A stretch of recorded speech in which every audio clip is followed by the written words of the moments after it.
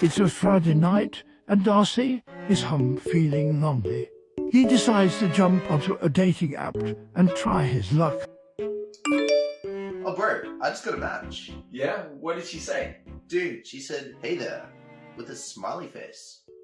Do you reckon that means hey there, or hey there? Oh hey Nancy, wow, you're really pretty. I'd like to take you out sometime. Can I be your boyfriend? Dude, are you gonna send that? Yeah? No! According to the scientific research based on human evolution, the answer to this mathematical equation of how to text a woman is big messages, no reply. Small messages, date. Fine. Sup. Oh, she replied, what are you up to tonight, babe? Can I send the eggplant? When she asks, what are you up to? You reply with, what's on offer? What's on offer? Huh, she said something exciting. Now can I send the eggplant?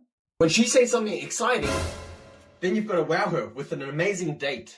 So after she sends you the message, then you've now got to set the date. And when you set a date, you then All around me are familiar faces, worn out. Bro, I'm just gonna send the eggplant.